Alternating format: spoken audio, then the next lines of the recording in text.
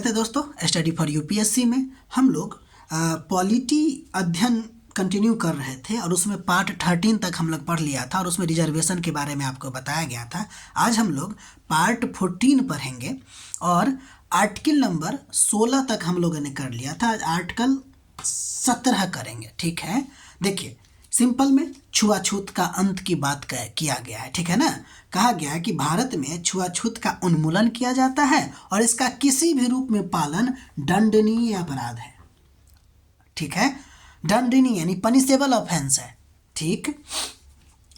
तो क्या लगता है आपको, भारतीय संविधान में छुआछूत की परिभाषा दी गई है क्या? तो हमारा आंसर होगा नहीं, छुआछूत की परिभाषा स्पष्ट नहीं दी गई है, ठीक है ना। इसकी परिभाषा स्पष्ट दी जाएगी कब? जब इस एक्ट, ये तो एक्ट बन गया ना, इसको लागू करने के लिए, ये तो मतलब कि आर्टिकल है ना, संविधान में है ना, इसको लागू करने के लिए एक्ट बनाया जाएगा, तब इसको परिभाषित किया जाएगा। तो उसको भी हम लोग देखेंगे। देखिए ध्यान दीजिए, यहाँ पर एक शब्द आपको लिखा गया है कि यह फंडामेंटल राइट जो है ना, वह सभी नागरिकों पर लागू है, केवल राज्य पर ही नहीं। ये बहुत भी आई है। जब हम आपको फंडामेंटल राइट की शुरुआत किए थे तो उस समय हम आपको बताए थे कि फंडामेंटल राइट की विशेषता और फंडामेंटल राइट की विशेषता में बताए थे कि फंडामेंटल राइट केवल राज्य के विरुद्ध नहीं, कभी कभी नागरिकों के विरुद्ध भी दिया जाता है। तो यही है आर्टिकल नंबर 17 जो सभी नागरिकों के विरुद्ध भी है। देखिए वही आपको दोबारा बताने की कोशिश किया गया है कि आमतौर पर मौलिक अधिकार दो तरह से लागू होता है, एक केवल राज्य के खिलाफ और नहीं तो दूसरा राज्य के साथ साथ नागरिकों के खिलाफ भी है। अगर केवल राज्य के खिलाफ देखेगा तो आर्टिकल नंबर 14, आर्टिकल नंबर 15 में ना 15(1) है, खासकर 15(2) तो आपको नागरिक के साथ हो जाएगा। इसके अलावा आर्टिकल नंबर 16, आर्टिकल नंबर 19, ये सब ऐसे आर्टिकल है जो केवल और केवल राज्य के विरुद्ध है। भूलिएगा नहीं भाई, ठीक है। ये सब जो बताया जा रहा है ये वैसे ही नहीं बताया जा रहा है, आपसे क्वेश्चन जरूर इससे बन सकता है।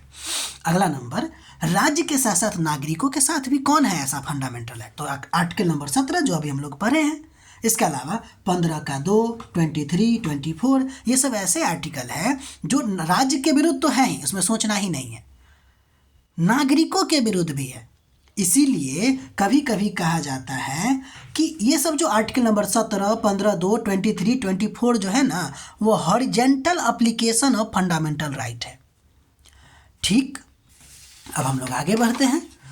अगर हम अगली बात करें आर्टिकल नंबर 17 की, तो उसमें आपको पता चलेगा कि इसका कोई अपवाद नहीं है। आप जितने भी मतलब कि आर्टिकल पढ़िएगा उसमें आपको देखने को मिलेगा क्या कि इसका अपवाद है, ये वो, इसको ख़त्म किया जा सकता है। लेकिन आर्टिकल नंबर 17 ऐसा है जिसका कोई अपवाद ही नहीं है, इसे कभी और एक और बात कि यह ऐसा अधिकार है जिसको निलंबित भी नहीं किया जा सकता। यह तो और इम्पोर्टेंट बात हो गई, ठीक है। यह जो अधिकार है यानी कि छुआछूत का अंत, यानी कि आर्टिकल नंबर 17 में जो अधिकार दिया गया है उसको निलंबित ही नहीं किया जा सकता है। अब इसको समझिए, सामान्य नियम क्या है कि जब राष्ट्रीय आपातकाल जब लागू होगा तो सरकार चाहे तो आर्टिकल 19 को सस्पेंड कर सकती है। यहाँ तक कि आर्टिकल 359 के तहत कहा गया है कि कुछ आर्टिकल के इन्फोर्समेंट को भी क्या किया जा सकता है, रोका जा सकता है, आर्टिकल 20 और 21 को छोड़ के। तो केवल आर्टिकल नंबर 17 ऐसा है जिसको एक तो कभी सस्पेंड नहीं किया जा सकता और सस्पेंड और इन्फोर्समेंट को भी समाप्त नहीं किया जा सकता है। बात समझे? यानी कहना हम क्या चाह रहे हैं कि यह आर्टिकल को किसी भी परिस्थिति में, न युद्ध में, न सशस्त्र विद्रोह में, न ही कोई आपातकाल में, कभी भी इसको समाप्त नहीं किया जा सकता, ठीक है। उसी तरह दो और आर्टिकल भी है 20 और 21 जिसको समाप्त नहीं किया जा सकता है। फिलहाल अभी पढ़ेंगे कि आर्टिकल 17 को कभी मतलब कि सस्पेंड नहीं किया जा सकता है, इसीलिए इसको ना एब्सोल्यूट राइट भी कहते हैं। इसलिए आर्टिकल 17 एक एब्सोल्यूट राइट है।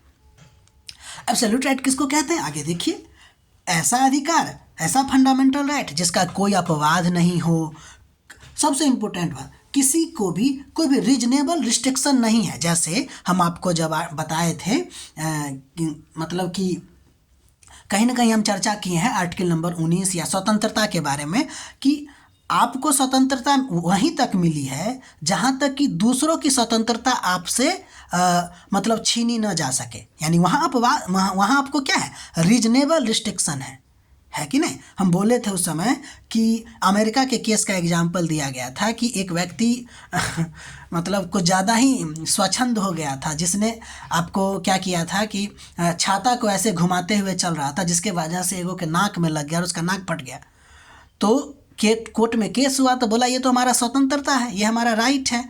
तो कोर्ट ने कहा कि भाई आपकी स्वतंत्रता वहीं से समाप्त हो जाती है जहाँ पे दूसरों की नाक शुरू होती है। यानी आपके स्वतंत्रता पे मनाही है, लेकिन कैसा मनाही है, तो रीजनेबल रिस्ट्रिक्शन का मनाही है। ठीक है, यानी कि कोई रीजनेबल रिस्ट्रिक्शन है ही नहीं इसमें, कुछ किंतु परंतु नहीं। स्टेट इसको सीमित नहीं किया जा सकता है, स्टेट के द्वारा इसको सीमित नहीं किया जा सकता है। तो यानी फंडामेंटल राइट में आर्टिकल नंबर 17 एक एब्सोल्यूट राइट है। अच्छा, एब्सोल्यूट राइट का अन्य उदाहरण भी है आर्टिकल नंबर 20 और आर्टिकल नंबर 21। ठीक है, उम्मीद है समझ गए होंगे, नोट बनाते रहिएगा। आगे बढ़ते हैं। अब आर्टिकल नंबर 17 तो दे दिया, हम लोग पढ़े भी थे ना। कॉन्स्टिट्यूशन और पॉलिटी में अंतर होता है। कॉन्स्टिट्यूशन तो लिखा हुआ होता है, उसको जो लागू करेंगे वो पॉलिटी होता है। आर्टिकल मतलब कि लेक्चर नंबर पहले में आपको बताए हुए हैं। तो आर्टिकल 17 का अप्लीकेशन तो होगा ना, लागू करने के लिए कोई उपाय तो सरकार करेगी ना। तो प्रोटेक्शन ऑफ सिविल एक्ट लाया गया 1955 में। हालांकि इसका पहले नाम हुआ करता था अनटचेबिलिटी एक्ट 1955 का। बाद में इसको 1978 के आसपास इसको बदल के protection of civil right act कर दिया गया। ठीक है, बाद में क्या हुआ कि इस एक्ट में कुछ कमियां थी, जैसे दबंग और वर्चस्व व्यक्ति के द्वारा किसी अन्य व्यक्ति को डराना, धमकाना, या फिर इस एक्ट में एक और खामियां थी कि एसटी शेड्यूल कास्ट को इसको सुरक्षा नहीं दी गई थी। तब इस सब को ख़त्म करने के लिए संसद ने एक एक्ट पारित किया फिर से, अनुसूचित जाति और अनुसूचित जनजाति अत्याचार निवारण अधिनियम 1989। ठीक है, जिससे ना यह एक्ट और ज़्यादा आपको बृहद या व्यापक बन गई। ठीक है, तो ध्यान दीजिएगा। अब एक कॉमन मिस्टेक लोग यहाँ ये करते हैं कि कहता है, अगर मान लीजिए कि ये पहले आर्टिकल था, पहले एक्ट था, बाद में ये एक्ट बना, तो क्या पहले वाला एक्ट ख़त्म हो गया क्या?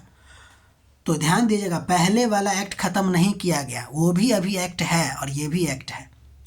हम लोग ना जब यूपीएससी का एग्ज़ाम देंगे ना, तो इस बात को गौर कीजिएगा कि जो कहता है वही कहने का, इधर उधर का बात नहीं। जितना एक्ट में दिया गया है इसमें आपको बताने के दौरान कभी कहा नहीं गया कि इस एक्ट को हम ख़त्म कर दिए हैं।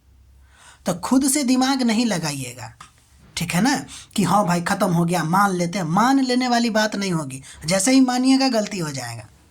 ठीक है, तो इस बात को ध्यान रखिएगा। अगर आपको हमारा प्रयास अच्छा लग रहा है तो लाइक कीजिएगा, सब्सक्राइब कीजिएगा। और फिर हम लोग कल इसको जब हम पढ़ेंगे तो आर्टिकल नंबर 18 है, अभी उपाधियों का अंत से रिलेटेड है कुछ बातें। और फिर हम लोग अगला समानता हो गया, फिर हम लोग स्वतंत्रता के अधिकार पे चलेंगे। फंडामेंटल राइट कहीं बड़ा चैप्टर है, धैर्य दे के पढ़िएगा, और छोटा छोटा वीडियो है तो अच्छा भी लगता होगा। ठीक है, मिलते हैं हम लोग अगले वीडियो में। तब तक के लिए आप अपना ख्याल रखिए, अपना नोट बनाते रहिए और हमारा सपोर्ट भी कीजिए लाइक शेयर सब्सक्राइब करके। ठीक है, मिलते हैं हम लोग अगले वीडियो में।